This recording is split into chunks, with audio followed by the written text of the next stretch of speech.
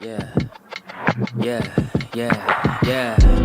Making her way to the mic. They start dimming the lights. You start feeling alright. From Birmingham, home of the Teddy Longs and the Ruben Studders. More once you discover. For all of the lovers of Whitney Houston and Roman Reigns. For all of the lovers of Mickey James and Marvin Gaye. For all of the lovers of Sasha Banks, Janelle Monáe, Silk, Sonic, and Paige. Allow me to say, look, I just found a place, sweet escape. Every one of us, I was kinda late, I just made it off the struggle bus. Walking by the fate, cause I know it's right in front of us. Yo, I ain't with the hate, gotta focus on what's great. Ladies and gentlemen, Steph Hardy is on the air. Had to drop a couple bars just to make you all aware. So, sit back, relax, enjoy the show. You know I go by Joe or the rest of the flow, yeah.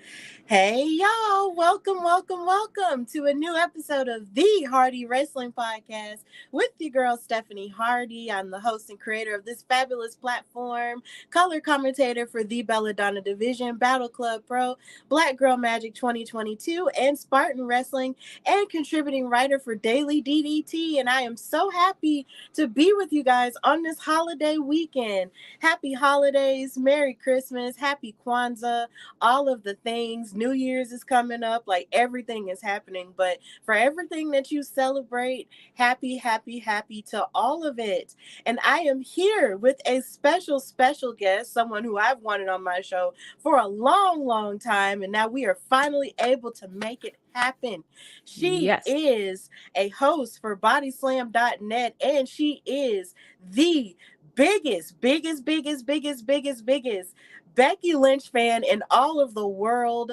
She is Stephanie Hypes, and I am just so grateful to have her on here because we are both named Stephanie, and we're both in this wrestling space together. Absolutely. And I'm just so happy to have her on the show. How are you, Steph? Not that we're both just Stephanie. We're both Black Stephanies with H last names. Look at this, Hardy and Hypes.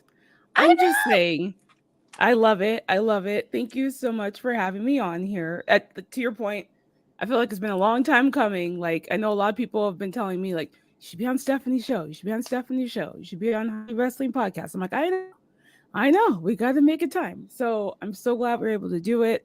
I'm so glad we're able to do this on a wonderful weekend, like New Year's weekend. Nothing like finishing 2023 on one of the best wrestling shows. So I'm so glad to be here. Thank you for having me. Oh, thank you so much. I'm so happy you felt that way, and we are making it happen. I'm so glad. And for those in the comments watching on YouTube, Facebook, Twitch, Twitter, all of the things, thank you guys so much. And you guys can chime in during the conversation, and you might wind up on screen, like Rikarsha saying hi, and Vaughn, of course, always saying hello. Hi, Rikarsha. Hi, Vaughn. Yeah, saying it finally happened. H times two. I know, gotta love it. So, Stephanie, I gotta ask you, when did you fall in love with wrestling? Ooh, I was 6 years old.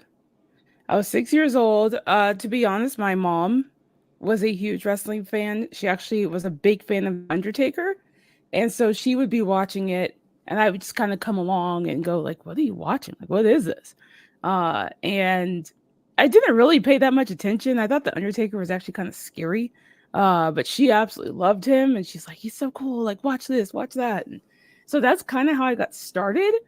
And then when the Undertaker Kane storyline happened, I absolutely fell in love with Kane. I thought he was the coolest. I thought that was the coolest story. Like, I was like, they're brothers, and he's mad at him, and he burned him, and what? Like, it was this whole thing. Like, I got so in tune. I thought Paul Bearer was one of the coolest people.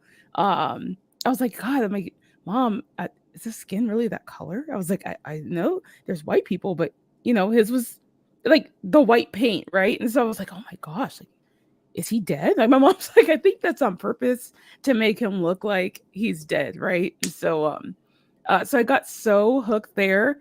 And then I absolutely fell in love with tag team wrestling. Tag team wrestling was just kind of what hooked me completely. I'm a huge LOD Legion of Doom fan.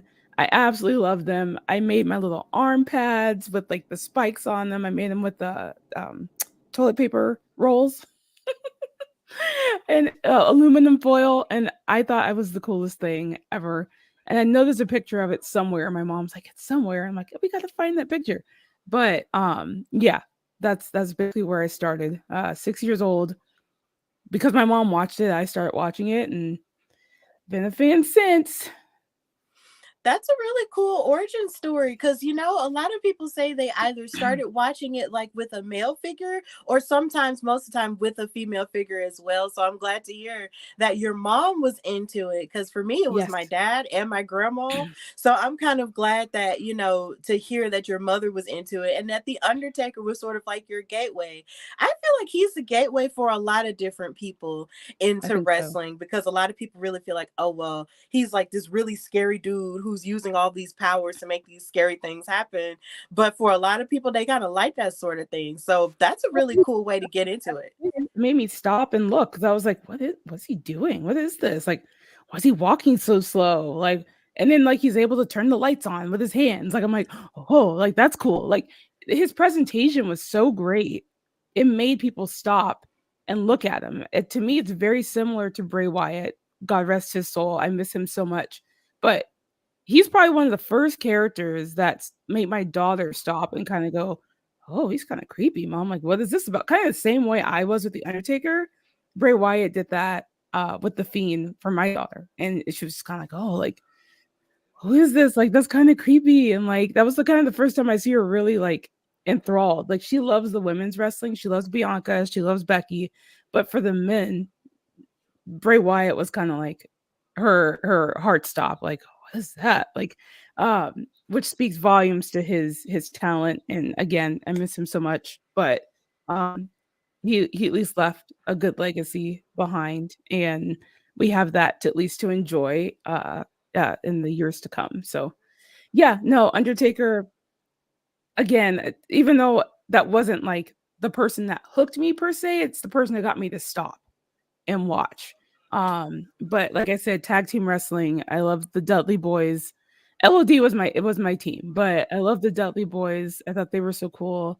APA, freaking love them. Obviously, the Hardys, all of them. So, um, are you their sister, Stephanie Hardy? Oh my gosh. I consider myself their sister. Like I always said that growing up. I was like, because when I realized that they had the same last name as me, I Uh huh. told dad, I was like, those are my brothers. And dad was just looking at me like, bruh, like, come on.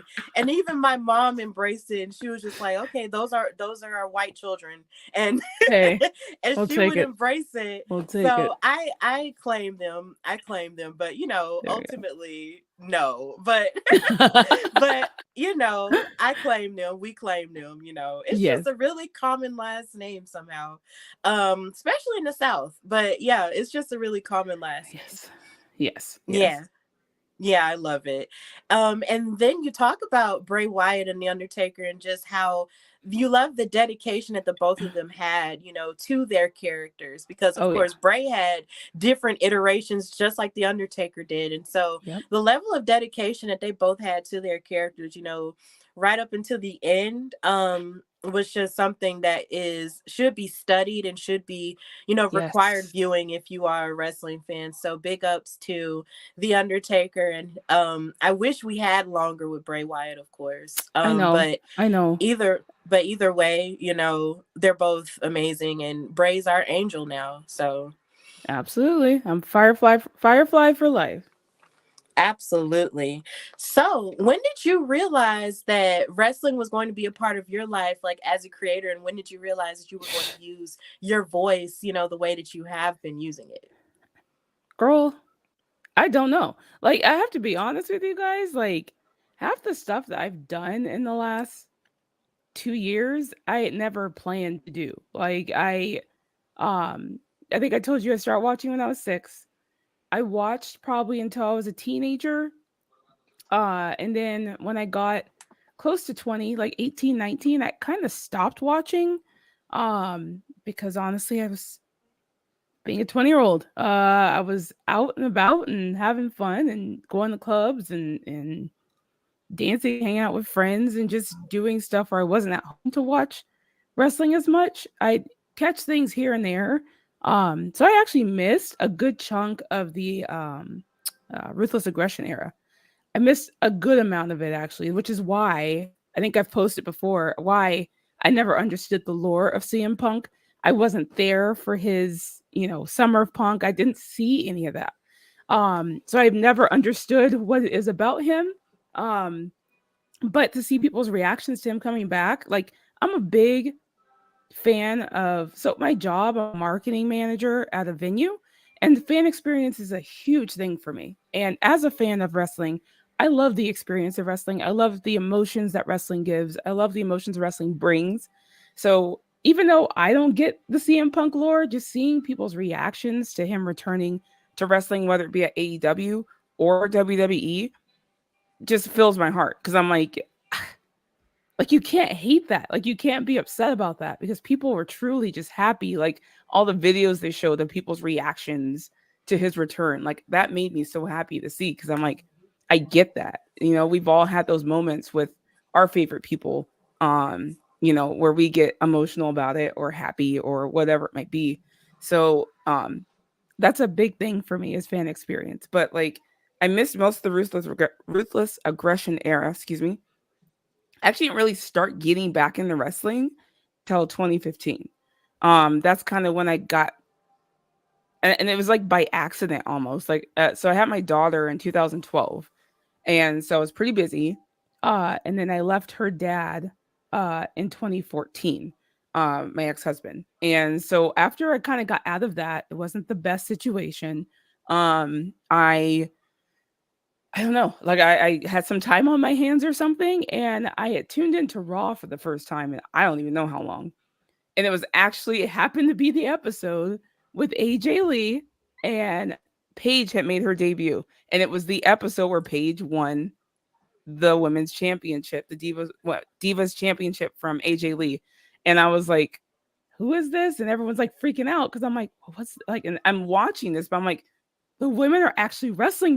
Like when I say left wrestling, when I kind of stopped watching regularly, the only ones that were really doing any amount of true wrestling, or at least a good amount of wrestling, was Lita, Trish, Jacqueline, who I was a huge fan of. I absolutely love Jacqueline.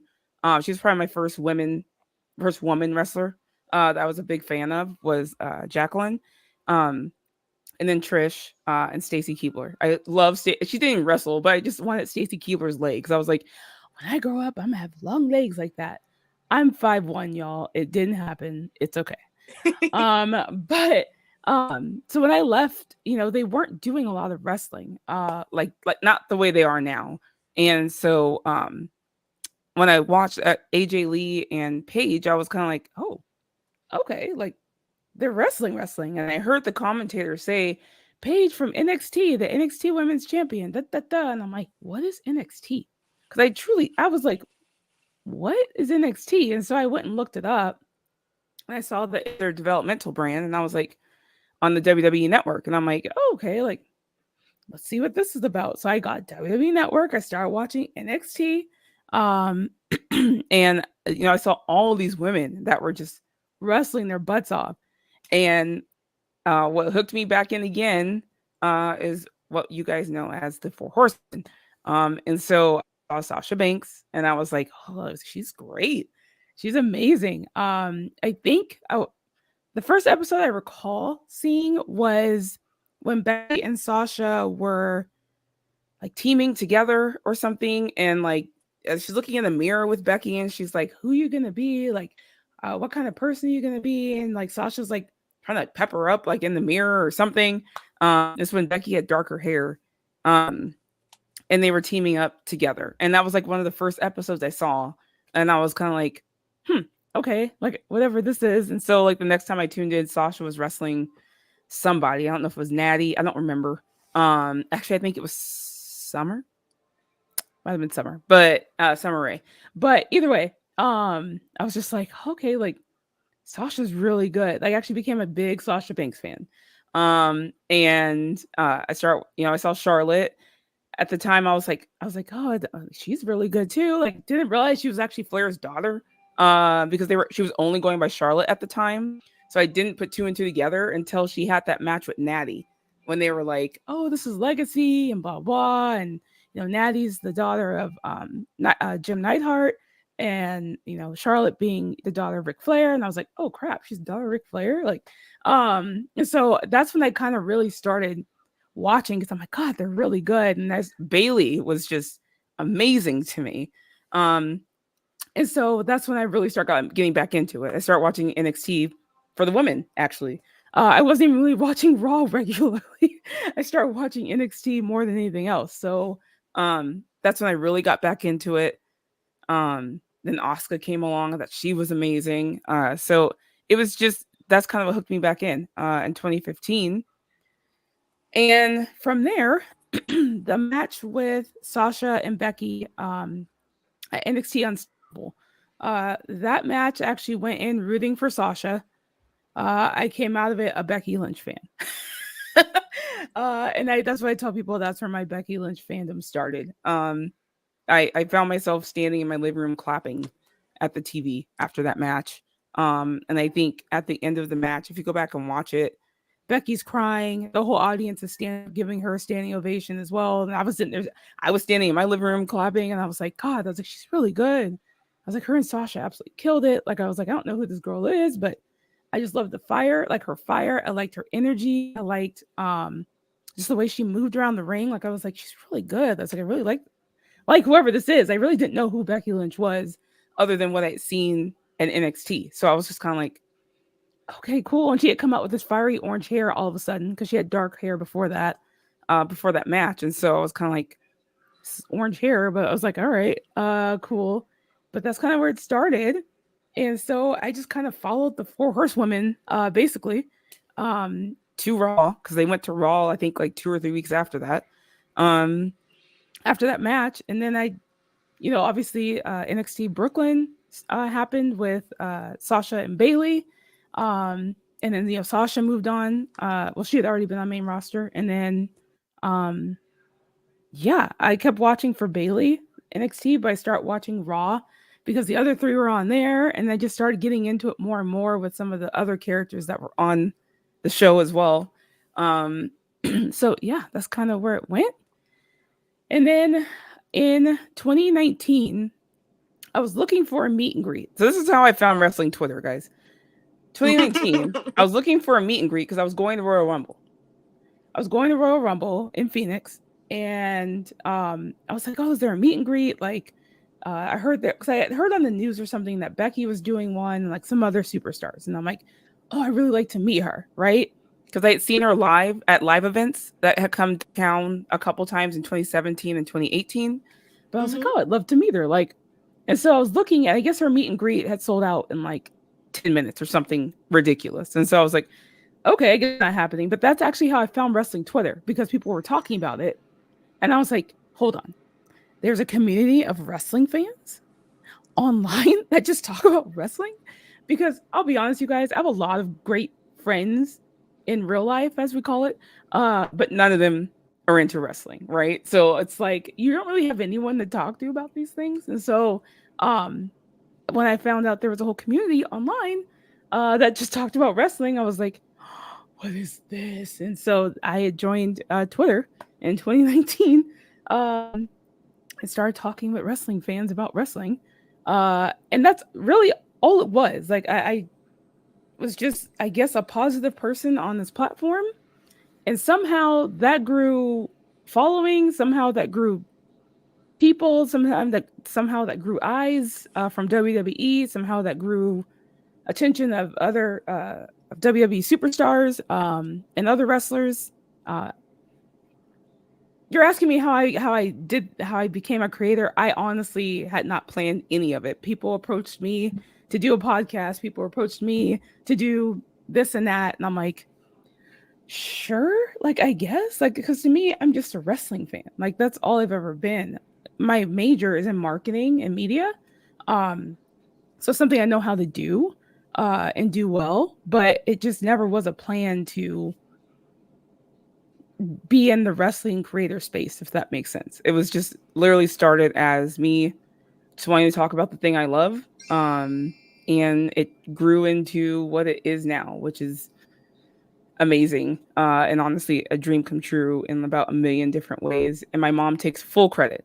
Full credit. She's like, "Oh my gosh, if I had never watched wrestling and The Undertaker, you would never." I'm like, "I know, mom. I know." But shout out to mom in case you're watching, because she watches all my podcasts. Hi, mom. Oh. And so I do give her full credit. But yeah, that's basically how I got here. It's just kind of happened. I kind of fell into it, and I love it. I love it. Not only that, but there are people that have been working really hard towards things in this purposely. And so I always try and give credit to those people and just say, like, you guys, you included, do a lot of hard work and you've worked very hard to get the platforms that you have. And I don't take any of that for granted. And I always tell people, I'm like, even though this wasn't my plan, I respect the process, I respect everything about it. Um, and I don't sit here and ever think I'm better than anybody. Not to me. Again, I'm just a wrestling fan. Um, we're putting my skills to use. That that is about it. And but I'm always very appreciative of people in the creator and media space who have been very honest, open, friendly, welcoming, because you guys don't have to be. But every single person I've met has been very pleasant to be around, work with, work around, talk to. And so I thank you guys, because you guys have embraced me with open arms, I guess, if you will. When again, this was not ever a plan of mine to be in a space like this. So, but now I absolutely love it. I'm glad it happened. Obviously, it's doing stuff around stuff that you love. You can't ask for anything better than that. So, yeah, that's basically how I got here. That was long winded. I apologize. No, you're good. So essentially, you as a wrestling fan, you kind of fell off with it. Like some people do, they fall off with it, as life sort of takes them through changes and everything. Mhm. And then, of course, after a while, you got back into it at a really interesting time. Like it's so funny, the ruthless aggression era, you tend to think of as the big era after the attitude era, right? And so much Yep. happened during that time. Yep. But then you also have to understand that every wrestling fan has their own journey. And so you basically missed all of that. So there's like a whole microcosm now that I bet you've even gone back and learned about in some Yeah, I had to go aspects. back and watch a And lot. Like I kind of yeah, stopped watching when Cena was getting. So when Cena started going like this, I kind of stopped yeah, watching. And I was already a Cena yeah, that was fan in huge. general, and it was huge. Like he took over like crazy. I remember seeing him even when I wasn't watching wrestling. I saw Cena everywhere, like everywhere, and it Yes. was just like undeniable how big that man got. And Yeah, you couldn't and escape so him. when I came back into it, and The Rock is gone, and Stone Cold is gone. Cena's kind of making his way out. I'm just like, what? What? Right? Because I'm like, who are all these other men? The Shield is huge. And so I start really getting into the Shield too, as far as male superstars, because I was watching the women are kind of what grasped me. But remember, I told you I start watching the other men now, and I'm like, oh, okay, like the Shield was another group I absolutely loved. When I came back to start watching again, I was like, oh, these guys are pretty cool. And of course, Roman Reigns, I'm like, oh, he's hot. I was like, okay. I Of was course. like, wonderful. Um, but yeah, no, the Shield was probably a big reason for me to kind of keep watching, if you will, as well. But yeah, no, it's crazy how it all works, because I kind of went from attitude era where women were very degraded into the era of women's evolution, which is insane if you really think about it. Like, you have to understand my mind at the time. I was kind of like, weren't they just doing bra and panty matches when I last watched? And Hmm. now they're main eventing a all women's pay-per-view. Like, it was insane to me, like just how the difference was. And I was so proud. I was happy. And so from there, I was like, I'll absolutely be an advocate for women's wrestling. And just try and talk about it as much as possible and hype them up because Lord knows enough people are going to try and tear it down. So, Yeah, and then the thing about that is when you mentioned that you started watching it around the time AJ was the longest, reigning Divas champion at that point. She had Tamina with her as her muscle. And yeah. then up pops Paige. Yep. And yeah, down in NXT, they were doing what I call the Lord's work when it came to women's Yes. wrestling. And then she gets brought up and then Hmm. she shakes the table by beating AJ the night after WrestleMania 30. And then Yep. AJ had just defended the title because she was trying to get it to a point where it was being taken seriously. Because Yeah. up until that point, the girls were doing matches, but it was sort of featured as sort of like a featurette for Total Divas at the time. But she was like, Right. nah, like, I'm not doing this. We need to actually fight, and I want competition. And she had beaten everybody at WrestleMania 30 at that invitational. Then Yep. you lose to then I you wouldn't. lose I to the had to new go back and girl. watch all that. Yep. Yeah, then you lose to the new girl, and then everything just kind of just changes a little bit. And it still had its hiccup moments, like, don't get me Oh yeah. wrong, but Oh yeah. even then you could still see that there was a little bit of a change of the guard there. And NXT is definitely a huge part of it, and I'm glad that Yes. NXT became your gateway into it again with because of It the did. women and what they were doing, like. Absolutely. And I just love the fact that you were talking about Sasha and Becky, because that actually just so happened to be the first match I saw in NXT as well, with between those two. And I was Nice. just gagged, and I became a Yeah. Sasha fan, a Sasha Mercedes fan because of that, and I became a Becky fan because of that as well. Yes. Like, I just couldn't believe the things that these women were doing with each other. Like, they were destroying each other, trying to break each other's arms. You're correct. Like, I Till this day, I tell people, I swear to God, like I'm gonna ask Becky one day, but I swear, Sasha and Becky, whenever they fight each other, I swear they both look at each other and go, "No holds barred, hit me as hard as you can, and let's do this." Like I truly believe that they just go all in and do not care. Like they're just like, let's they put don't. on an absolute show, don't hold back. Because same with Becky and Asuka. I swear to God, half those kicks look real. Like she's actually kicking her that hard. I don't know if it's the sell or if it's the kick, but good God, like her Sasha and Becky have amazing chemistry. That was the first match I watched. It made me a Becky Lynch fan. I was already a Sasha fan. Um, and it just kind of grew from there, obviously. But it's just one of those things where I'm like, it was just impressive to see. And then when I saw Stephanie McMahon um out there when she introduced Charlotte, Sasha, and Becky, I thought that was even cooler because last time again I saw Stephanie McMahon, I think was the wedding storyline with like Tess. I don't remember, like I remember that so vividly in my head. That whole thing where she kind of went against her dad for a while. Like it was a whole thing. But I remember I love the Stephanie McMahon storylines before. And so I was like to see her kind of like in this authority role where she's like introducing the women and the women's evolution. And I'm like, oh, this is so cool. Like it was just awesome to kind of come back during that time. Because it's been awesome to see the growth from literally 2015 where it started till now. Um, and just to be along for the ride for that this whole period of time. Yeah, it's enough to bring tears to your eyes, because I'll just never forget, witnessing that Raw episode. And I was screaming and I was watching it with my boyfriend. I was just like, oh my God, the women are coming. They're coming. And I just remember just being Mhm. so, so, so, so excited. And just the whole Stephanie McMahon of it all. Like, I miss her so much. I miss her so much, Tell, dude. tell me how excited you are to share the name with someone as iconic as she. Look at all No, three of us. look, not only share the name, but Vaughn just said it. Not only share the name, but I also say share the same birthday as her. Like, do you know how No cool that way. is? We both are born September 24th. I absolutely love that. I got to tell her that on the Fox blue carpet, and she was like, "No way!" She's like, "Happy birthday!" She's like, "I'm so glad to share a birthday with you," and I'm like, "What?" I would have just like, cried. I'm like, okay, I'll just die now. All right, thanks, Stephanie.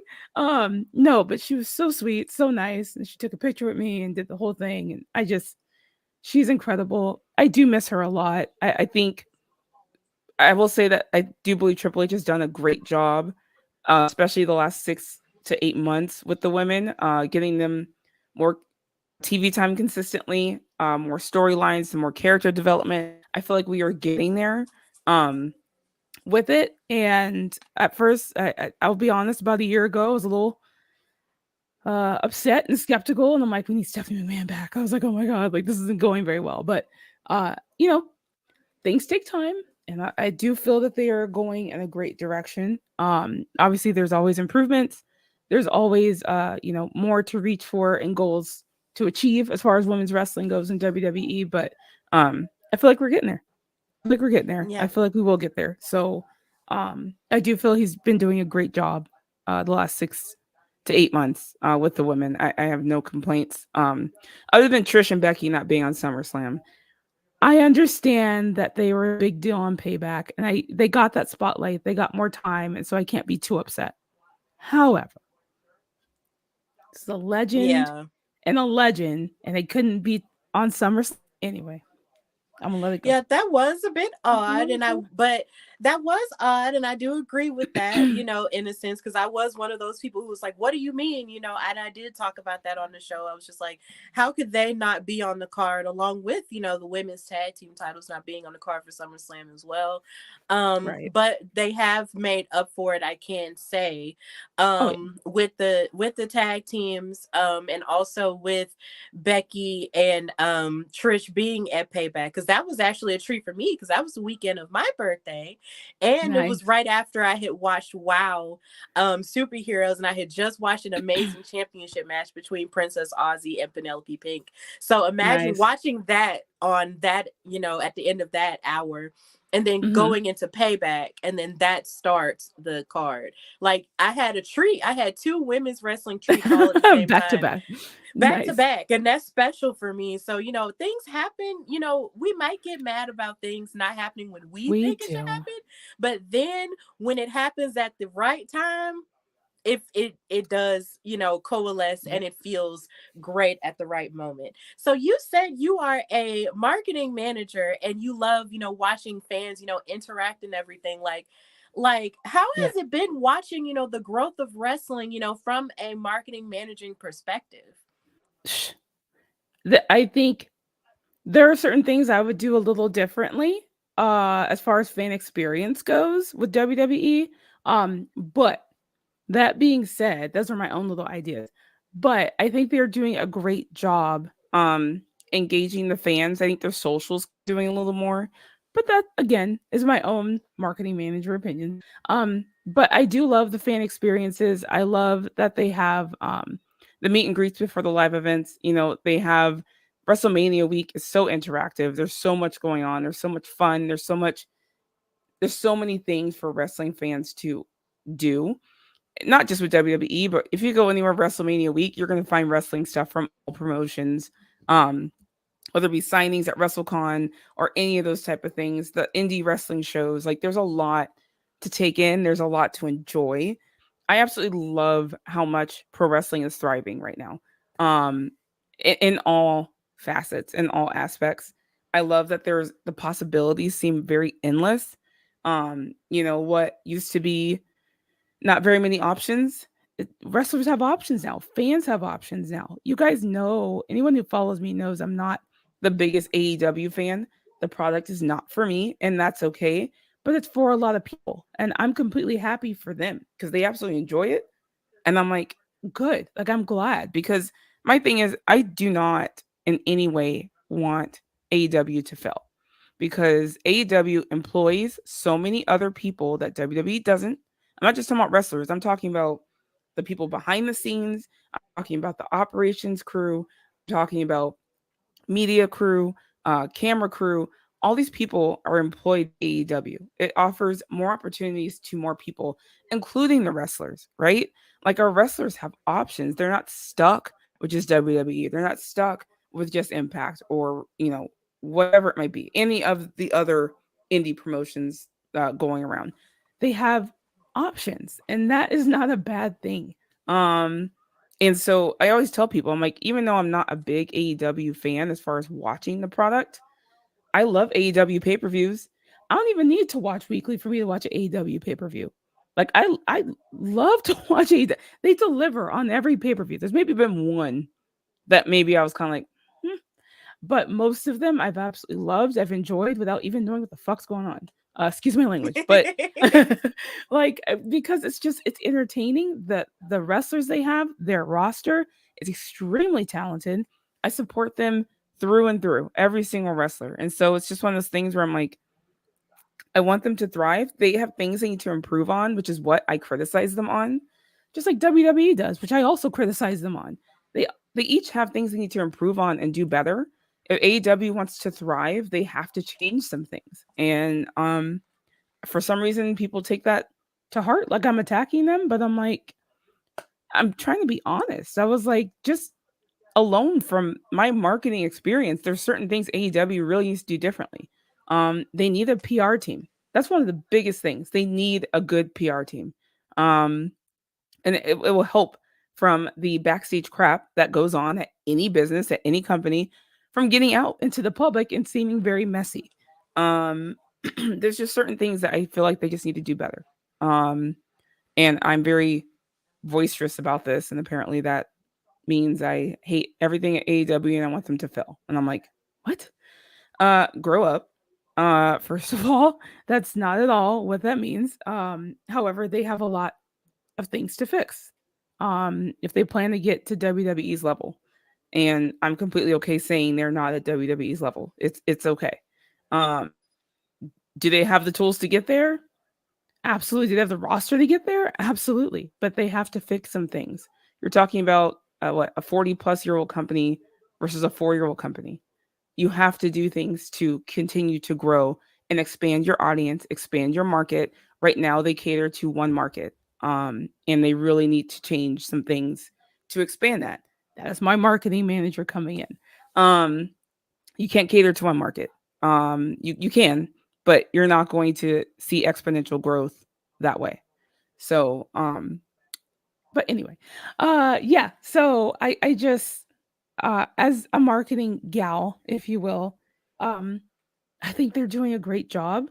One thing I do love about AEW, their fans always seem absolutely riled up. Like every audience, no matter where they go, are like loud as hell and just happy to be there. And I hate that certain WWE audiences they're sitting on their hands the whole time, and I'm like, why are you there? I'm like, get up. I'm like, scream, yell, boo. I don't care. Like, do something. And not it's not all audiences, but that does drive me nuts sometimes. I'm like, maybe they're so used to WWE, they're just kind of like, okay, cool. Like, well, that's nice. I'm like, no. Like when I go to a WWE show, I'm the loudest person there. I can assure you of that because I'm still a fan.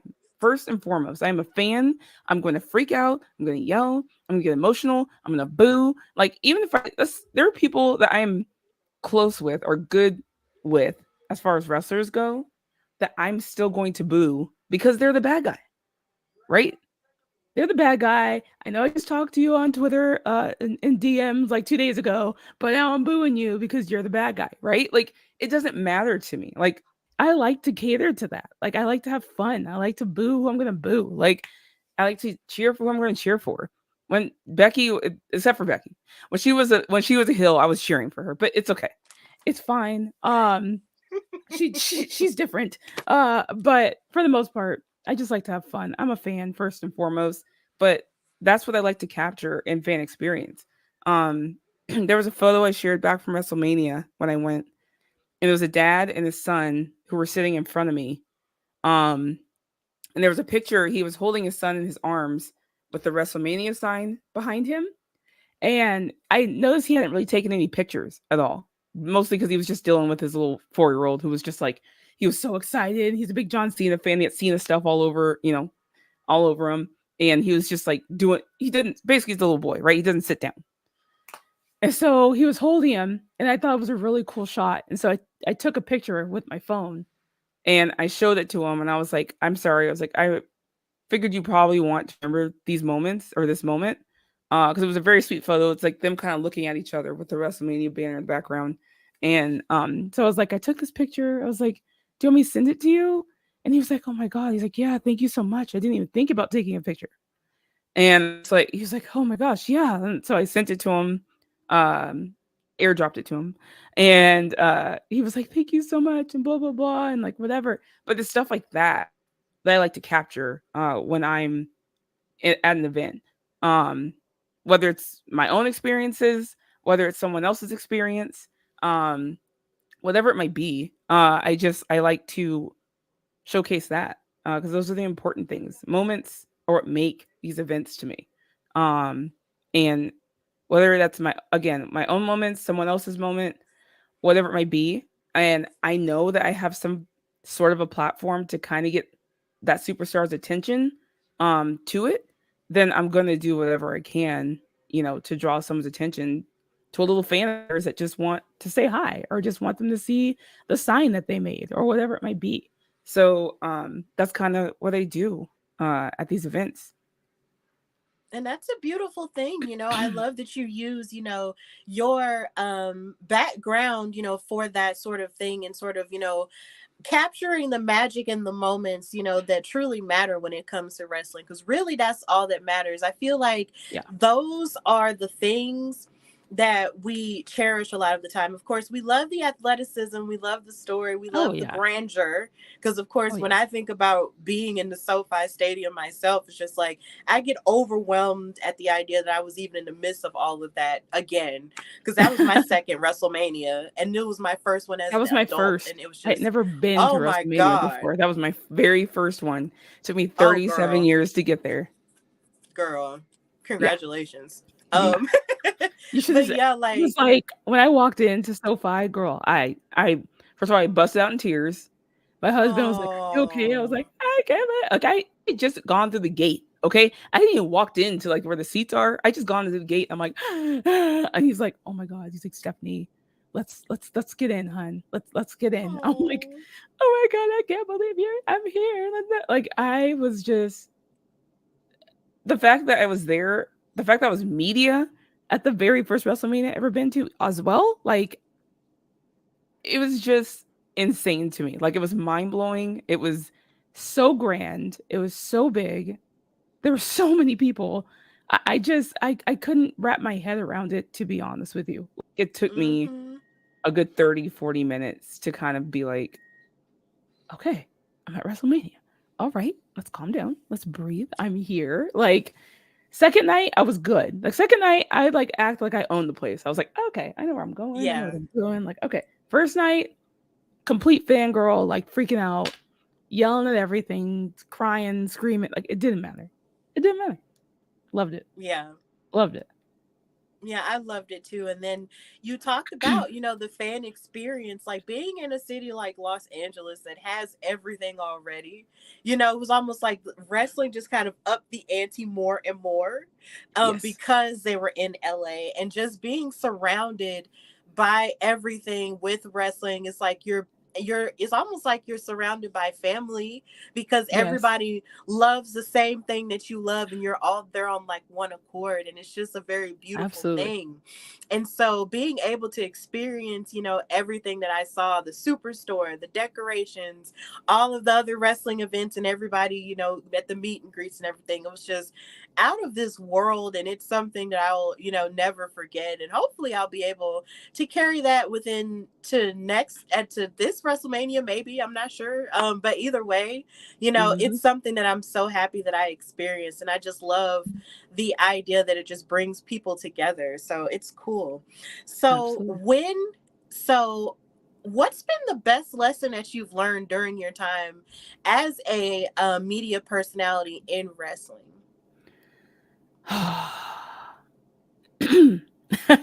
The best lesson I've learned, Hmm. you don't need to say everything that's on your mind. If it's not going to add something beneficial to someone else's day, you don't need to say it. Um, to me, it's very easy to be opinionated. Like we're all opinionated, especially because we all love this, right? We're hardcore fans. We all have an opinion about something. Um, if it's an opinion that is negative, um, or there's a chance that somebody will see it. Um, for instance, I've seen people say, "Oh my god, I didn't even tag them. How'd they see it?" Right? If there's a chance that they'll even see it, just don't say it. I have personally seen superstars get these notifications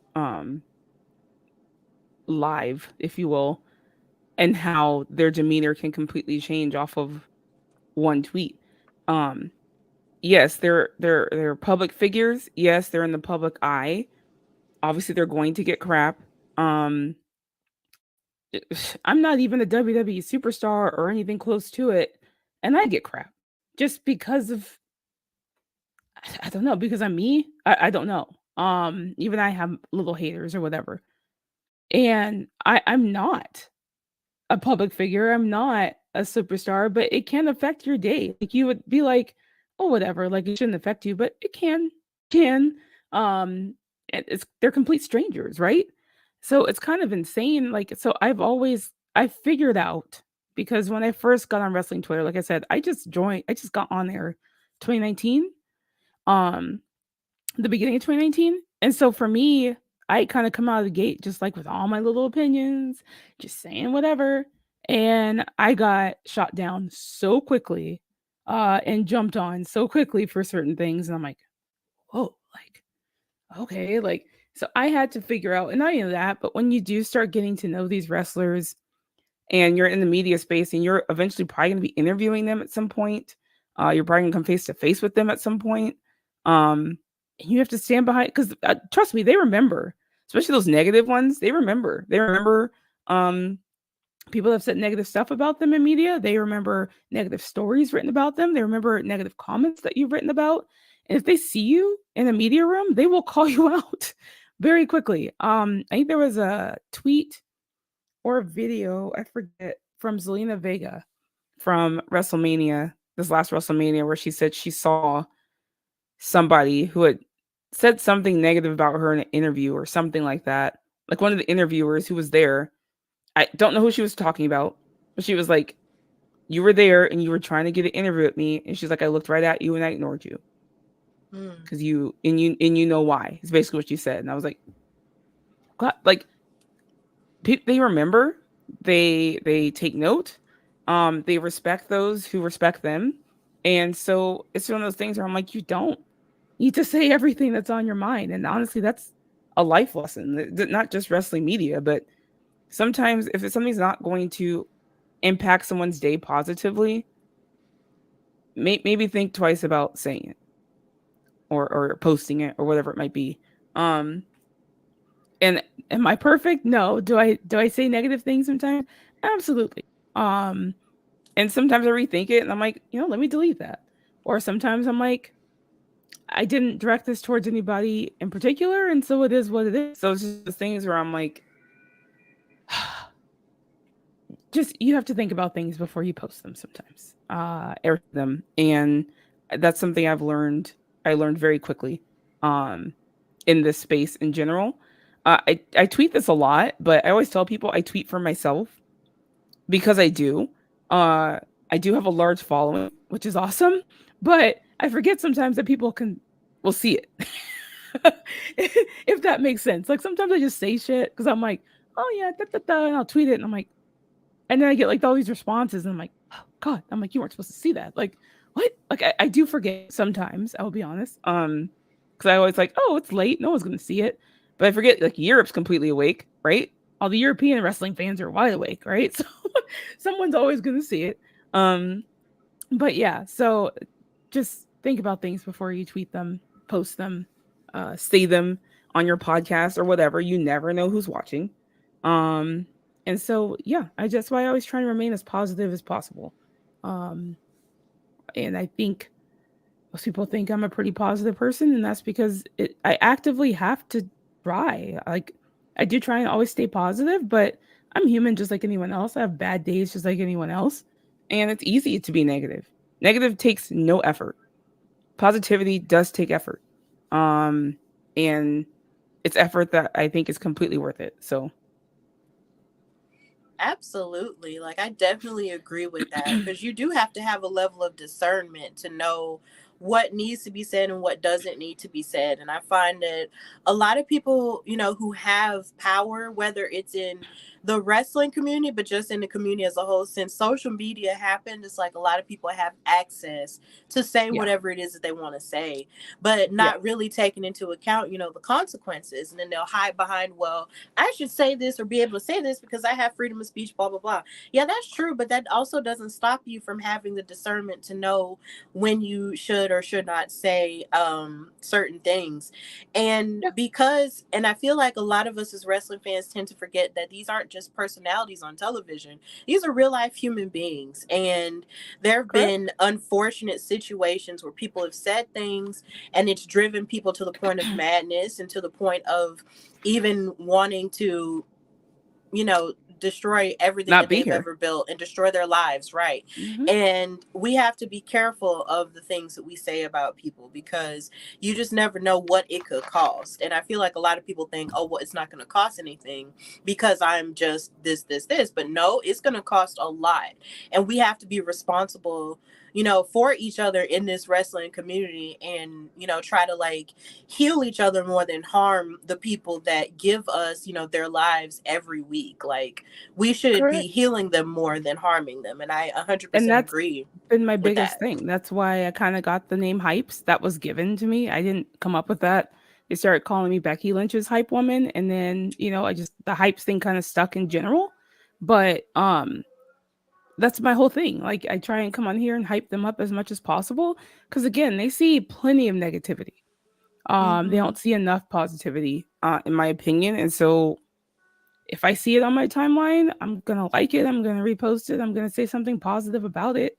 Um, I mean, and obviously, if I don't think there's anything positive to say, I don't say anything at all and just move on. Like, you don't have to comment on everything. You don't have to say something at all times. Like, there's plenty of stuff I see and posts that I don't like, but I don't say anything. I don't. Again, if it doesn't add anything positive to somebody's day, just don't say anything at all. Just move on. Like, Mm-hmm. yeah. Yeah, period. So, what I do want to ask you more about, of course, is the fact that you have this amazing fandom for Miss Rebecca Quinn, Becky Who? Lynch, and for Becky Lynch, and it is just the most precious thing that I have ever seen. You even said that you cheered for her even when she was a heel, and when I tell you when she was a heel, that was one of the hardest moments of my life, because I have always loved Becky. Like I said, I became a fan of her in that match where she wrestled Mercedes in Yeah. NXT, and I just could not stop thinking about her and wanting the very best for her in all things. So with that in mind, how did you feel about her trajectory in comparison, to the other two horsewomen that she was up there with, like Mercedes and Charlotte? And did you feel like in certain areas she got the short end of the stick? And do you feel that her becoming the man is sort of like recompense for that?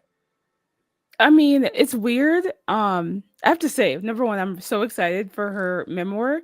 Go Me ahead, too. pre-order the man Becky Lynch. Uh, on Amazon, Target. Go ahead and pre-order it.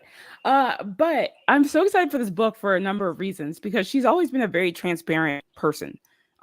Becky Lynch is just Rebecca Quinn turned up times 10, right? They're basically the same person. But uh it's weird because being a fan of hers, being a fan of anybody, you believe in them, you want what's best for them, you don't want them to be, the champion, you want them to be the star, you want them to be whatever, right? And so it's just one of those things where I was kind of cheering for all of them, all the horsewomen, laterally, because I just wanted them to be successful when they first debuted. But Becky, was one of those people again, it was her energy, it was always her energy for me. That would just make me want to watch her matches, like no matter who she was going against. And yeah, I was sometimes kind of like, why isn't she on TV more? Like, why is she? Because she'd be on Instagram doing quinoa videos and like other things Yes. like that, which was so entertaining to me. But or funny. Like she's just a naturally funny person, and so there were times I'd be like, why isn't she on TV? Like, why are they doing this? Why is she Charlotte's sidekick? Why is she always like, okay, like kind of like the backup almost, like a backup singer, if you will.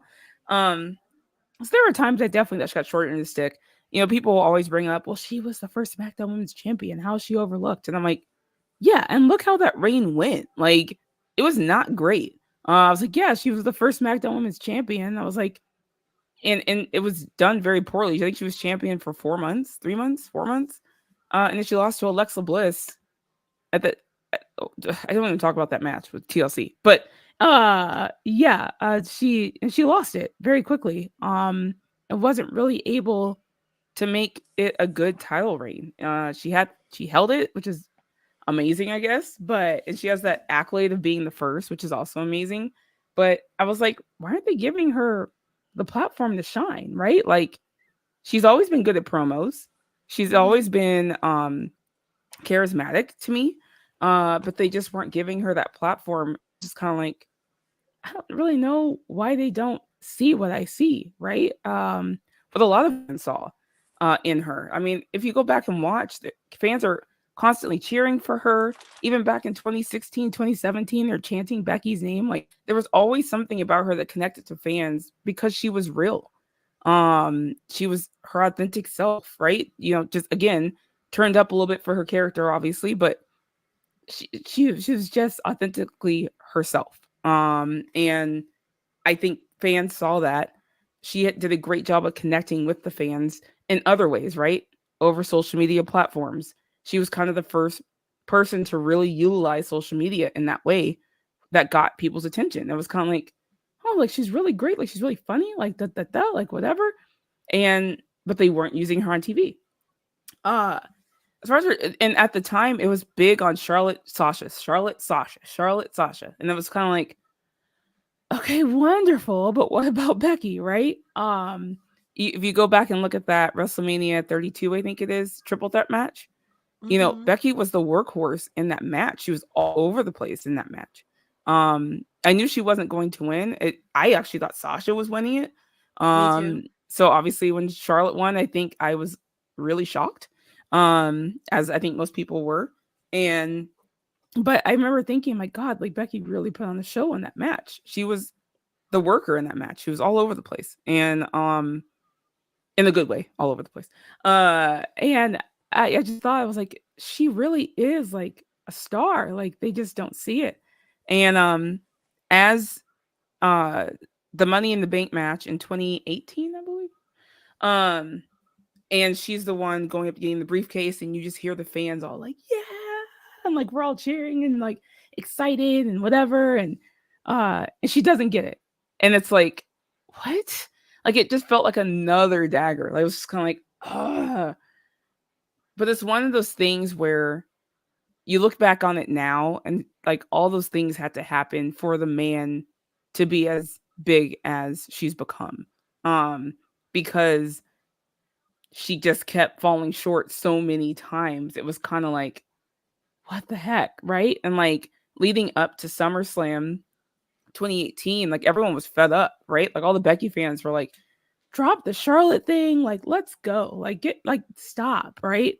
And so obviously when the turn happened, it was like, oh, thank God, right? Like that finally. And I think, and somehow, somehow WWE didn't understand or see it going that way. And I'm like, how could you not? Like, what? Like, everyone was truly over Charlotte. Sorry to Charlotte fans out there. And it was like, finally, Becky had kind of let go, right? Like, had set herself free, if you will. And we were also happy and excited for her. So when she came out on SmackDown and she's like doing this heel promo and doing the "you people," and I'm like, what? I was like, this is stupid. And people were still chanting her name the whole time. And I'm just like, I'm like, this is not going to work. I was like, this is not going to work. They're going to have to change this. So luckily, around that same time, Ronda Rousey debuted, and fans did not like her. And so it was almost like the perfect culmination of the love of Becky Lynch and hate for Ronda Rousey and the I won't say disdain for Charlotte because people still love Charlotte. It was the more just over it at the time, right? Like kind of like, okay, she's been champion enough, she's been on top enough. Like let's give someone else some shine. And I think the culmination of Becky and Charlotte and then Ronda, it just kind of sent this trajectory of just everyone getting behind Becky because everyone's like she's fallen short so many times. Like it's time to get behind her. It's time to push this woman to the moon because she had it all, right? Um and so again, while at the time I felt she had fell short a lot, when you look back on it now, it's really like all that had to happen for her to be the talk of the industry. The first woman to be the talk of the industry in that way. I'd say I argue China was kind of that too at that time. Not at that time, Mm-hmm. but in her time, because no one had ever seen anyone like China. And I remember just hearing about China like news stations and stuff like that, and you're like, they're talking about pro wrestlers on news stations, but because she was literally the ninth wonder of the world, like it was just like she was just like this like she's amazing, right? Um, but that's the last time I remember a woman being the talk of the industry was when China had debuted and come out. And but this was like the talk of the industry in another way. It was the talk of the industry as in the most popular person in the wrestling industry um ever. And it's kind of like that's so cool. That's so cool to me. And so yeah, I think everything that happened leading up to the man and beyond, I think had to happen. I'm a big everything happens for a reason. And I don't know. That's why she is a legend now. So Yeah, and I definitely agree with that because as someone, who loved all of those four horsewomen equally, I wanted to see her get her things as well because she was just so amazing to me. And I just loved her style. The whole steampunk thing was new to me at the time. So I was just mhm. like seeing her, embody that with her hair and everything and her energy. Like Yeah. I just loved it. And I was just like, I want her to get her things too. So when she turned on Charlotte, I was just like, like could not stop screaming. Like I just I couldn't didn't believe either. it. I was actually in shock. I I was couldn't. like, they I did it. I couldn't. was like, she did it. They did it. Like I was like, they actually returned. Um, Yeah, but it then was hearing beautiful. about later on that they wanted Charlotte to be the face and all this, and I'm like, what? What? Because Becky actually remained. So she dropped. So they did the U people 2 weeks in a row, and then they kind of woke up and said, this isn't working. But they kept her heel. So she was still heel, but she was like, I'm heel with the people, kind of. And it was like, Mm-hmm. all right, okay, like I can get with this, right? So, because then you had the Edge segment, and all those segments that followed, and everyone's cheering for her, and everyone's like, you never thought anyone would get cheered over Edge, at the time, and the comment that she made about don't hurt your neck getting out of the ropes, and everyone's like, holy crap! Like it was just like who The no one else could get away savagery. with that. Nobody else could get away with that. And it was just man, it was a time. It was a time. It was a time, and I've gotten in trouble for saying this before, but I think it's something that I sort of still stand on. To Mhm, me, watching her rise and watching her ascent, um and her being able to sort of cross over into different spaces because of her popularity mhm, reminded me of Stone Cold Steve Austin. mhm. Like, in a sense, like for me, it just felt like she was this woman that was on top of the world and she was the rebel, rebelling against the system, which is Yeah, something a lot of people can definitely identify with. Like, she was just like, okay, you don't want to pay attention to me. I'm going to make you pay attention to me. yeah, And I like that, that attitude that she had and she had adopted and the people, and it really resonated with the fans. And I really like that a lot. So I was just like, and just seeing her rise in that way was just like, man, like this is really cool. yeah. Seeing her everywhere like this, seeing her on shows like Billions, seeing her in ESPN commercials, like she The was doing the first thing. WWE superstar to be on the cover of ESPN magazine, like the first woman Right. to be on the cover of the EA Sports WWE game. Like it just insane attention that no other woman WWE superstar has gotten. And it's all because she earned it, right? It Mm-hmm. wasn't given to her. She does not have, wrestling lineage, nothing like that. Like she had to scrap for all of this. And it's like she did it. And if it gives you any kind of message as a person, as a human, as a woman, as a man, doesn't matter. If you work hard enough at something, you can do it. And she talks about it all the time. I failed PE.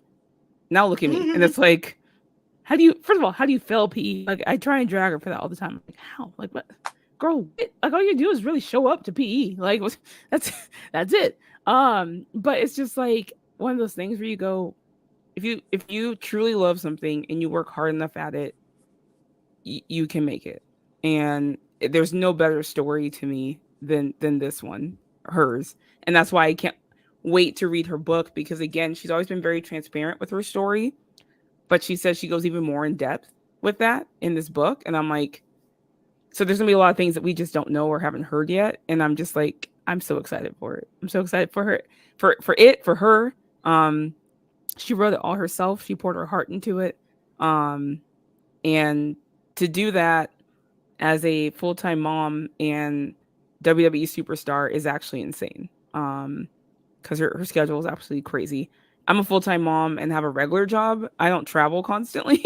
So and I'm tired. I don't think I could write a book. So it's insane to me that she did that. But I'm honestly so excited for it. She's honestly a true inspiration to me. She's inspired me in the last 2015. So 7-8 years? I don't even know. I'm like, what year is it? But it's crazy, like how our paths have crossed, and how her and I have also gotten closer and have our own whatever you want to call it, acquaintanceship, Bond. friendship, whatever you want to call it. And it's really cool because again, people that inspire you, but you never plan on like being friends with them or being cool with them. And so it's kind of cool how all that's happened as well the last 3 or 4 years. So yeah. Yeah, it's absolutely beautiful. I love you guys' bond. It's so beautiful and it's just so real, you know? Like, I'll never forget how you made a card for her, a digital card for her that you asked people to sign when she was injured. And I was just like, Yeah. whoa, like that is just the most beautiful thing I've ever seen. So the idea that you guys, have this bond and that you truly, are inspired by her and she, appreciates that is an amazing thing. Not a lot of people have that. And you've built that, just by loving her as a fan. And that's, one of the beautiful parts about social media. It's like you connect with others in that way. And, they Very true. connect with you and then they realize, okay, well, this person really does feed into me in a positive way. Let's connect. And it is just such a beautiful thing. And I love And that. actually that photo, for those who don't know, that photo was actually the very first time I met her. So like I said, I've been trying to meet her since 2015. This is in 2019. This is after she had just dropped the SmackDown belt at Money in the Bank. So she was down to one belt, but this was June 2019. At some wrestling or some con or something, fan experience. I forgot what it's called. Celebrity Fan Fest, I think it's called, or something like that. In San Antonio, Texas. And so I told my husband, I was like, I'm gonna meet this woman. Like I was like, I'm flying to Texas and I'm going to go meet her. I live in Arizona, by the way. And Holy so my cow. husband's like, you know what? Go. Like he's like, go. I got the kids. Go. Right. And I'm like, all right. And so I literally flew out there by myself. Um, I had actually in my hand, I made a book. Um, so I actually asked for a whole bunch of fans to send in their messages to her. And so I got all those messages, I cut them out. So I made like a scrapbook basically, and I put them in that book that's in my hand for her. And so it's messages from all people from her fan base, all from different countries, different places, whatever. And I think it ended up being like 400 something messages. It was insane. Like it was like it was like a lot of work for me that I wasn't expecting. But so I put them in that book with photos, artwork, all sorts of stuff people sent in. Um but I went to this fan fest thing again, first time I'm ever meeting her. Um and I'm walking up and she's sitting there, and I was kind of like, I was getting so nervous because I'm not a Hmm. nervous person a lot, but big things to me I get very nervous about. And this was a big deal. This is what a woman who had inspired me for years at this point, in my own life, in my own personal life. And so I was just like, what do I say? Like, I don't even know at this point. Like, she had seen me on Twitter plenty of times. She had liked, reposted, whatever stuff. So, but when you go into these things, you never expect them to recognize you or know you because you're a handle, right? And I literally walk up and she looks over and she goes, there she is. And she stands up, and they told us specifically, do not hug or touch the superstars, right? And so I'm like, of course not. Like, why would we do that? She stands up and comes over and gives me the biggest hug. And she's like, I'm so happy to meet you. And I'm like, what?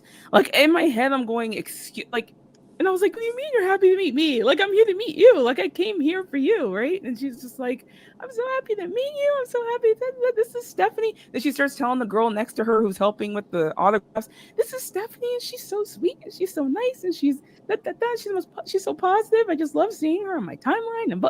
And she's just bragging about me this whole time. And I'm just standing there, like, gagged because I'm like, what is happening right now? Like, I was floored.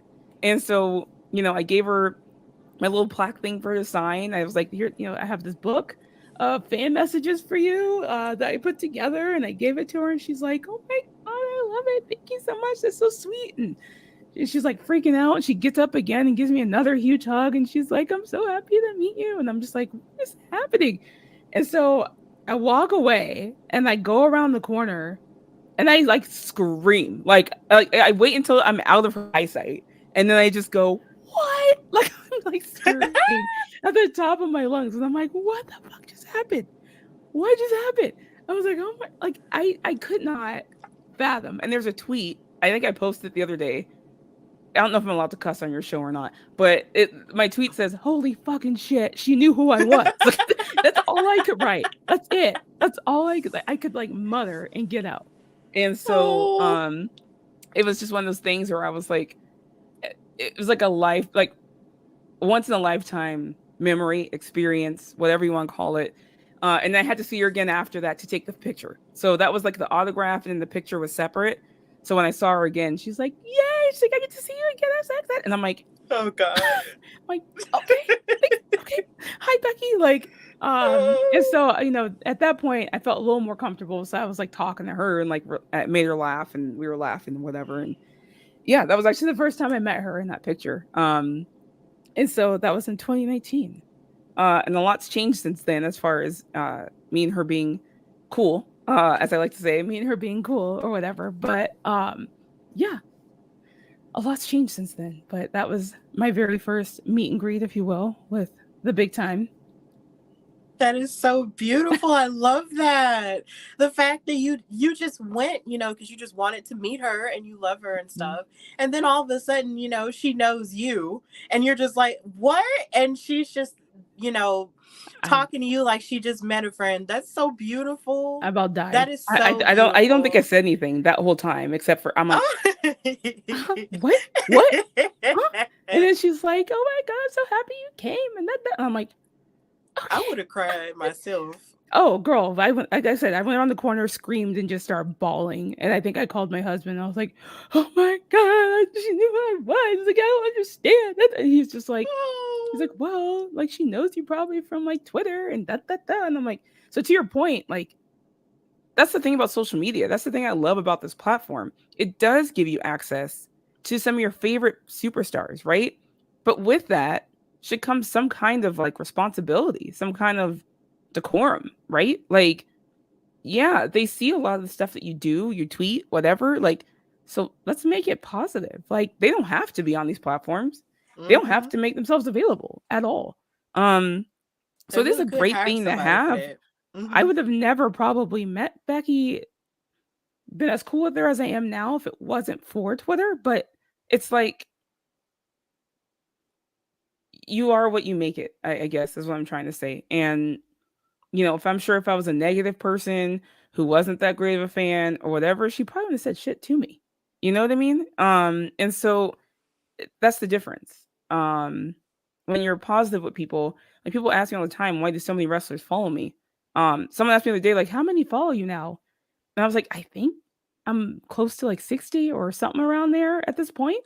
And I'm like, and I don't know why. I don't know why. Sometimes I joke and I ask, I'll be like, oh, you should follow me. That. Like, I don't take that shit seriously, and I don't expect them to follow me for it. But most of them have just followed me on their own accord, and I'm like shocked every time because I'm like, okay, I'm like, oh my god, okay, so just follow. Oh my god, like, but I have been told, um, from other superstars at this point that I'm cool with, that it's because of my positivity, and they see that and they appreciate it, and that's all people have to do is just show them a little love and show them some kindness and respect that you would want given to you. And you never know. Like, you just never know what could happen. Absolutely. I definitely agree with that. And that's the whole moniker behind the Hardy Wrestling Podcast, right? And I just love that that's something that you've decided to bring and how that's, giving you so many rewards in, your wrestling fandom. So much so to the point that now you've grown to become a host for a couple of different shows, and working with amazing people. Yeah. And one of the more recent shows that you've been on is Know Your Role with Queen of the Ring, Alex. Yes. So tell me how that came about and how, you like working with her. I've had her on the show before too. She's cool. She's amazing. I've followed Alex for quite some time, actually. I'm a big fan of her work. But that actually came about through SP3, as he's known on Twitter or X or whatever we're calling it. Um, but I'm actually part of the True Hill Heat family. So that's actually kind of where I started, or where I was really given a home, if you will. I do a podcast with Miss Chrissy Love every other Sunday called Serving Face in Hills. It's not always every other Sunday, but we are both full time moms, full time workers, and so stuff happens and family happens. But we do try. But that's kind of like my home show, if you will. And SP had approached me 2-ish years ago and said, "Hey, I want to do a wrestling show about women's wrestling. Would you be interested?" And I'm like, absolutely. And so that's kind of how it started. And he's like, would you do it, Miss Chrissy Love? And I'm like, absolutely. Like, I never met her before, actually. And so I was cool. She loves women's wrestling, then let's do it. And so since then, we're close, and I absolutely love doing that show. True Hill Heat again is my home, and I absolutely love them. But SP was also made the marketing, let me get this wrong, marketing director, marketing manager, something, of Body Slam Net. Because Body Slam Net is kind of going through a relaunch process of their YouTube channels, their content creation, and all this stuff. And so SP was made kind of in charge of that and trying to get, hosts together to do some different shows and stuff, again, to do the relaunch of Body Slam Net's YouTube channel. And so he approached me and he's like, hey, he was like, I think you'd really be great to do this. And he's like, I know you're busy, but, would you be interested in doing either a Monday Night Raw or SmackDown post show, like a recap show? And he's like, it's yours. He's like, you can, pick whatever other host you want. And that. And so I was like, let me think about it. My Monday afternoons are pretty busy because of my children. They have a lot of extracurricular activities, if you will, after school on Mondays. And so I didn't think Raw recap show was going to be good because I couldn't really watch Raw live all the time. But I was like, let's do SmackDown. I was like, I love SmackDown. And so I was like, let me think about some hosts, some co-hosts. And so Alex had, I met Alex actually for the first time in person at Wrestlemania. We had said like, let's do something together or whatever. And people say that stuff doesn't happen. And so I just reached out to her and I was like, hey, would you be interested in doing a recap show? And and it just kind of all fell together. She came up with the name Know Your Role, and I'm like, I love that. Oh my god. And she's like, but we have to have the fist, like the SmackDown fist, in our background. And I was like, absolutely. And so they made that happen. I'm like, yes. So yeah, that's how that came together, all because of SP. SP has been one of those people that has believed in me. It's really the first person who's really fully embraced me and my mind and my creativity and my hectic lifestyle, and just being like, do you, And he's in the media content creator space with wrestling. It just really takes a person who's in it like full time to just really embrace you. For you to believe in yourself, if you will. And SP's kind of been that for me. The other one was Steve Fall. Steve Fall really helped me, especially in the live media space at the events. I learned so much from Steve, and kind of how he did things. And he kind of took me under his wing, and I walked around with him and shadowed him. And that's what I was doing at WrestleMania. And then SummerSlam, I was kind of on my own doing stuff. And so when WrestleMania comes around this time, I will be doing stuff by myself, probably for the first time. And so that's nerve-wracking as hell for me. But because I kind of had Steve to as a crutch to kind of fall on. But Steve actually wasn't there for the press conference that time. I was by myself. When I say by myself, I mean like I wasn't like partnering with anybody. It was just me. But I'm not by myself. When you meet these media people, you kind of just become one big family, honestly. Mm-hmm. Are you all fighting for content? Absolutely. Are you all, wanting to get the best interviews? Absolutely. But you're all doing the same thing. You all love wrestling. You all are in there with the same type of dreams, which is amazing. And so we all kind of help and support each other, um and it's an amazing community. They're all very welcoming to me. These are all people I've talked to online. I've done podcast shows with, whatever it might be. And so meeting them in person was like so cool to me. And the fact that they all knew who I was and they were just like, "Hey, Stephanie, oh my God, it's nice to meet you." And I'm like, "Oh my God, like these people know who I am." Like, because again, media is not what I went into this trying to do. So the fact that the media people that do this full time, or even part time, uh, even paid attention to me was amazing, if you will. So, uh, yeah. So that's basically SP is kind of where it all started, if you will. There's also another Steve I did a podcast with first. I have to do a shout out to Ref Marsh. So Ref Marsh was actually the one who talked me into it because I was doubting myself, and Ref Marsh was like, do what you think will make you happy. Because he's like, if you don't like it, you're not going to be consistent with it. And I was like, okay. And he's like, you'll never know if you take the first step, basically. And so I always have to shout him out because he's honestly the one that convinced me to go for it. And then I, got back to SP and said, okay, let's do it. Um, but yeah, so that's kind of how it all went. That's how I got to body slam that, and start the show with Queen of the Ring, Miss Alex. If you don't follow her, please do. She's amazing. And yeah, so that's kind of where I'm at. I have 2 shows, and absolutely love them. Absolutely love them. That's really great. And it's just that being able to watch, the little bit that I do get to watch at times, it's just like I really love how engaging the both of you are. As hosts with each other, you clearly have a vibe going, and I think that that's Yes. amazing. And I can't wait to see, how much further it goes, into the new year. I really can't. So seeing as, we're both, African American women in this space Yes. of wrestling and in media, how do you feel about the rise of us and the rise of more of us in the wrestling media space? And what more do you want for us going into the future? Oh, I'm so happy for it. Look, and it's not just Black women; it's women in general.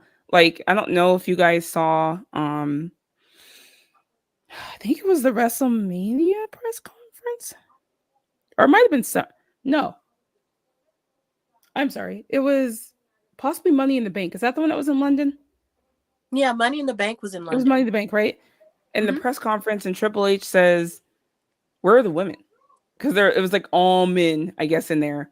And he was like, "Where?" He's like, "We need more women in here, right?" And he just made that comment, and I was like, "Bet." And SummerSlam, there was like so many more of us, Black women, women in general. There were so many more at the SummerSlam press conference, and I just want to continue to see that growth because I do feel that women have a lot to say, a lot to provide, um, and to see Black women in general in that room is just so cool because I'll be honest, there's not a lot of us in WWE, in general as it is, as far as wrestlers go, and so it's like just to see it on the other side, on the media side of it, being able to express ourselves and ask our questions, ask great questions, by the way. Um, and I don't know. I think we kill it every time, to be honest with you. And so I hope they see that. I hope they see that. I hope they understand that.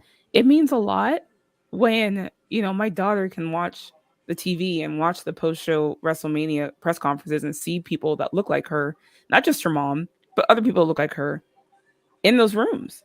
I think that's amazing, right? And so I also think it's cool. I don't know. This is just me. This is my interpretation. But we do those media scrums, and when Bianca was talking, to someone that looks like her, it felt like she could relax a little more, if that makes sense. And it was just Mm-hmm. kind of like, this is my own interpretation. I have no clue if that's actually the case.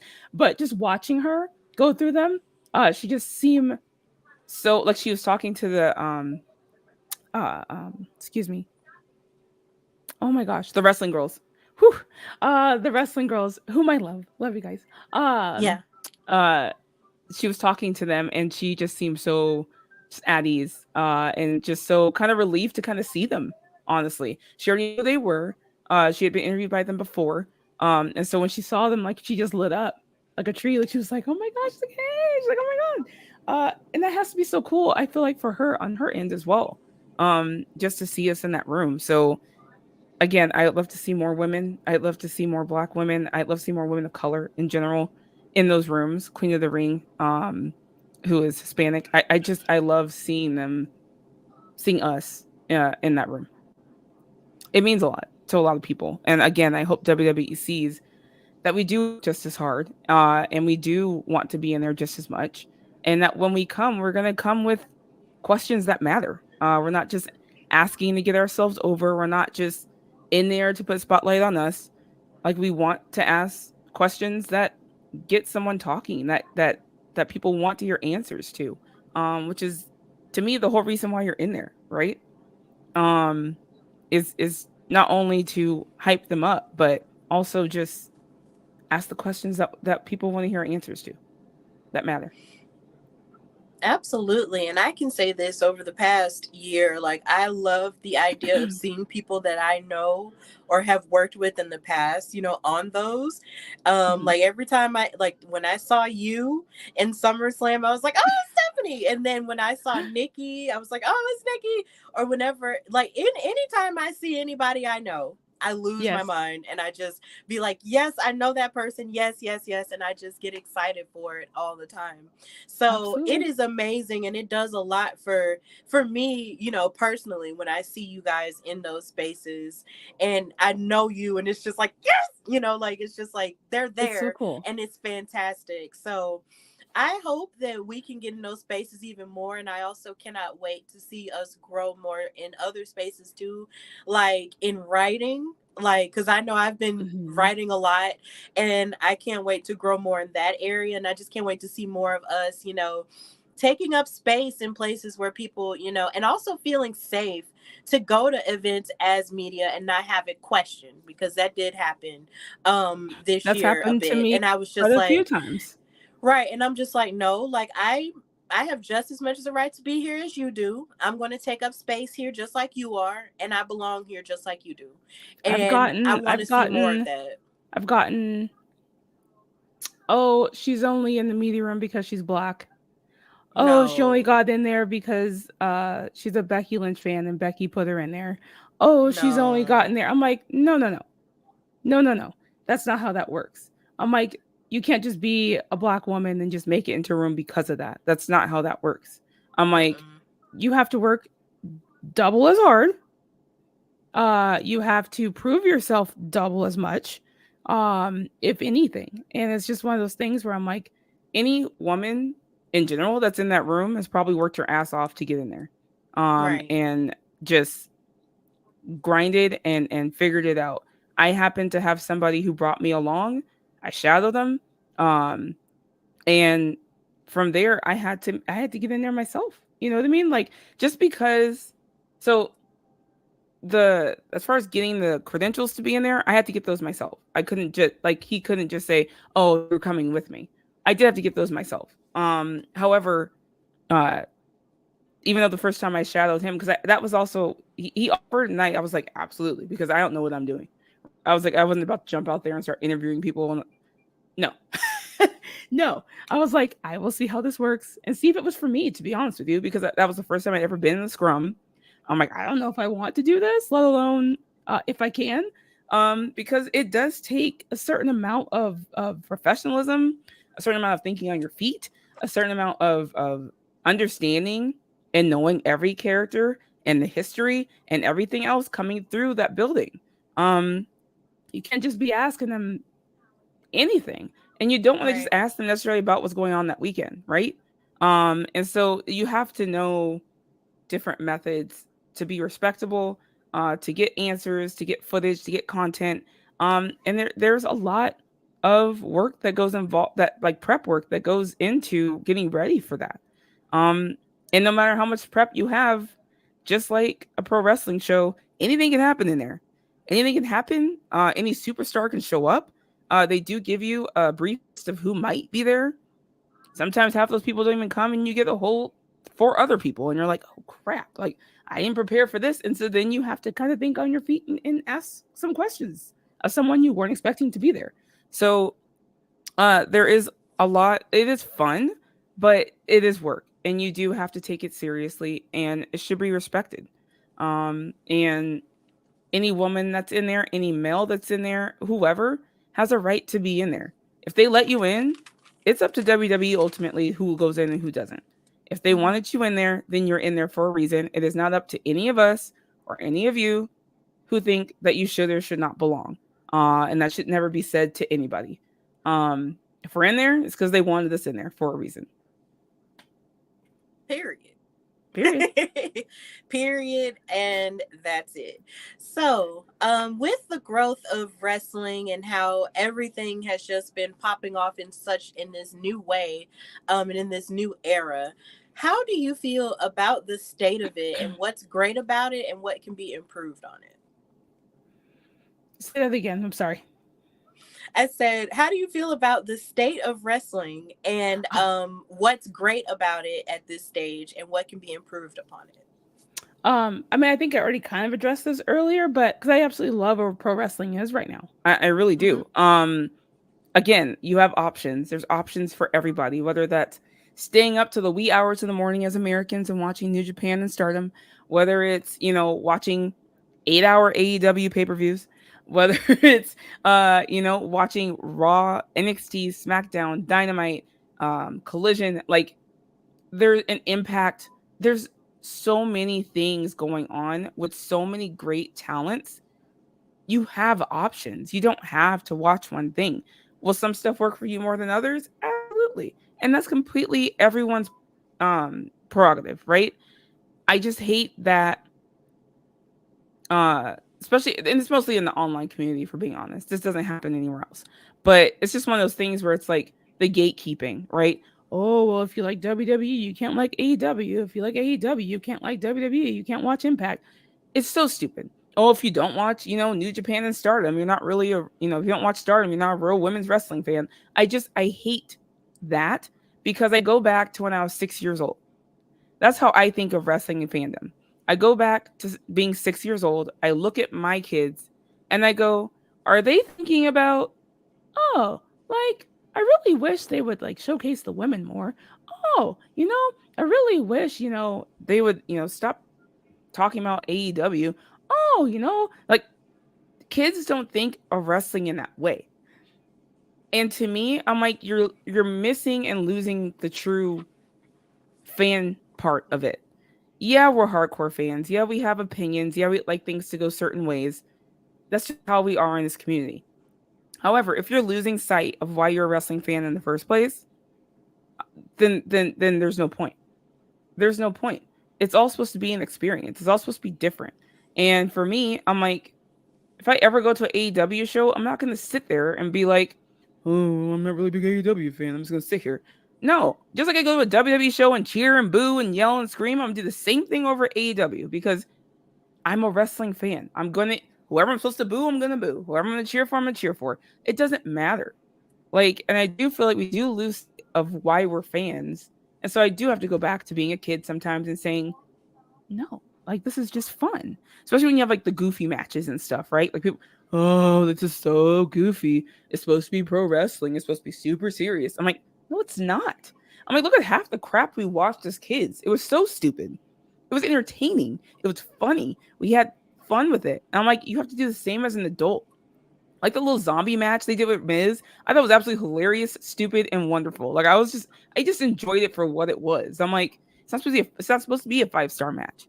It's supposed to be goofy and fun, and it's entertaining the children. It's entertaining the adults who know how to laugh. Like it's okay, it's okay. And so I do love the state of wrestling. I love where it's at. I love the options that people have. I just would really wish online fans would kind of take a step back sometimes and just enjoy what they enjoy, um, without feeling they have to without feeling like they have to defend it, or whatever. And so it's like, you guys will know this. I start ignoring things at this point. Like I'm like, Becky Lynch is the greatest person to ever wrestle. And then like I get like all these 8 million comments going, what do you mean? I just ignore it. I'm like, you're talking to a wall. I just want you to know. Like there's just certain stuff that you're just kind of like, I'm not here to argue with you. I was like, I posted what I posted and we're done. This wasn't meant to be an argument for you to change my mind because you're not. But do you know what I mean? Like it's okay to like something without having to feel you have to defend it. And I just wish there was more positivity online. But the internet is what the internet's going to be. So yep, all we can do is try our best when it comes to that. So I definitely get it. So one final question is that what are some of your dream matches for Becky at this time? Oh my god. This woman's done everything.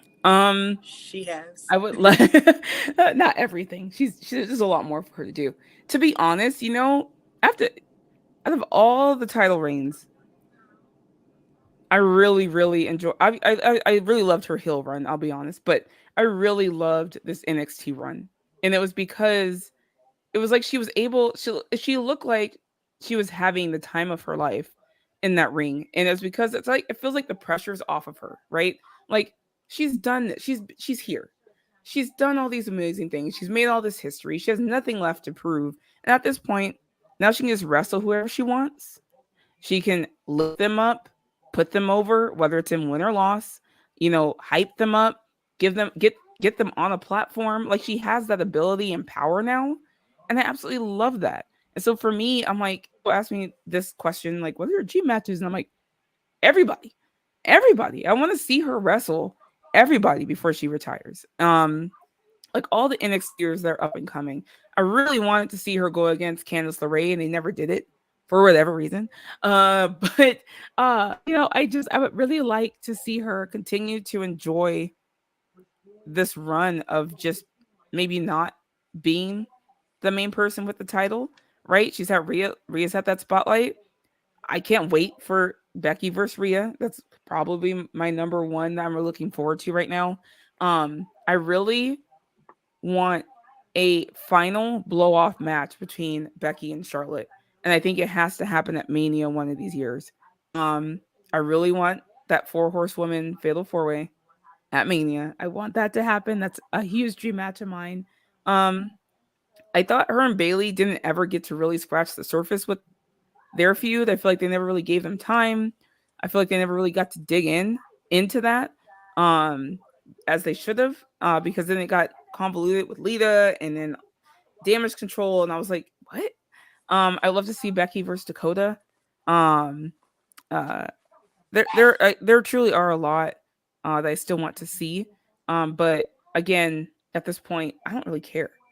Like, I want her to wrestle anyone and everyone who will come along, because she's put on consistent great matches for the last 2 years, and it's like, and everything she does is a big deal, right? She makes it the biggest deal ever. Like, I'm so excited to see Becky versus Nia. Like, I truly, you could probably find a tweet of mine like probably a year ago going, I never want Becky and Nia to be ever in the same ring ever. Like, just don't do it.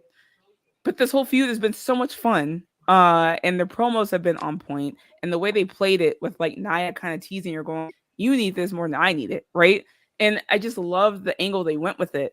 Instead of Nia trying to go after her, Nia's like, "I don't need this, you do," right? And it's kind of like she's right.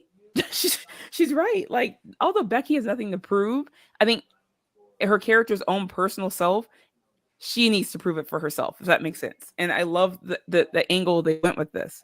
And so I'm actually excited to see her versus Nia at day one. So again, anyone and everyone who wants to come along, I'm ready to see. Absolutely. So, what would you say the future holds for you, Stephanie? It's a great question.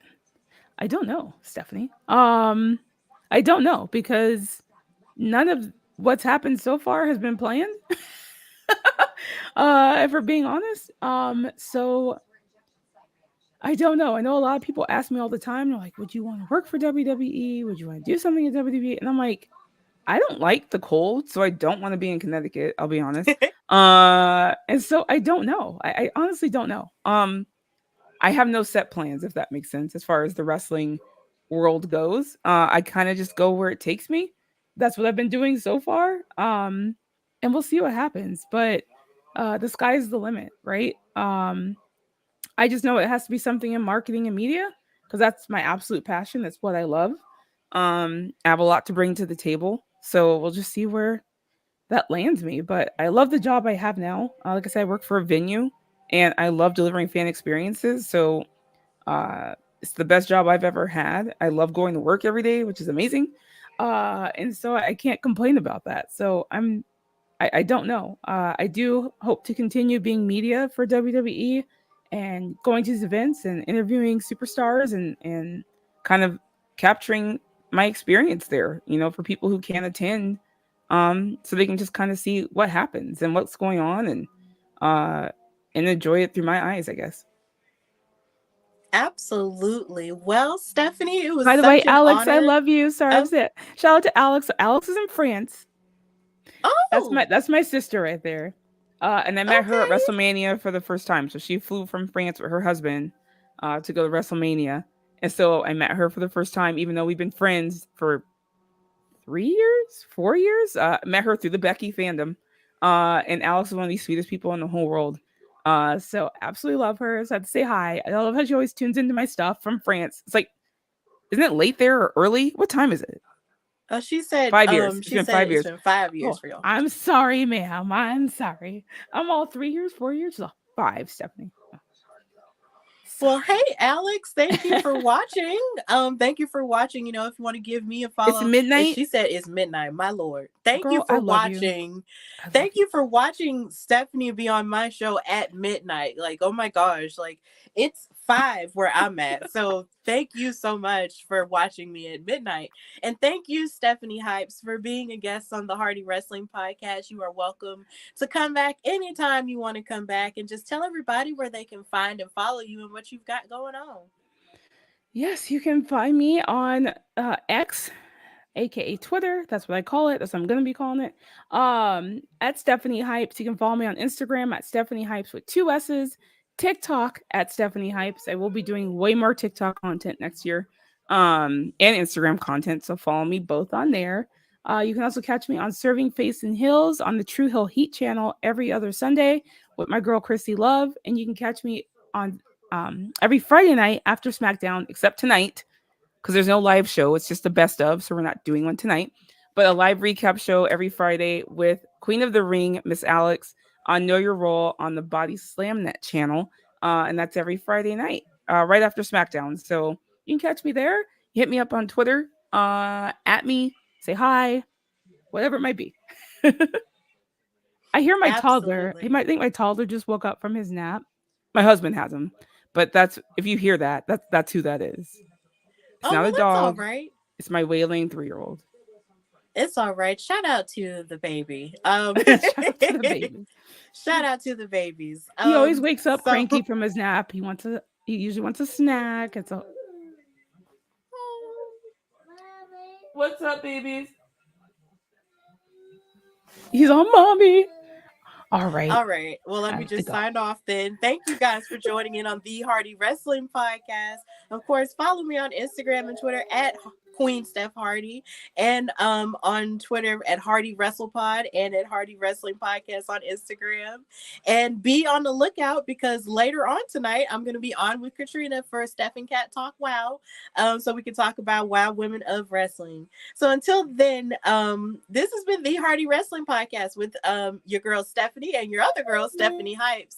And until next time, Bye. bye y'all.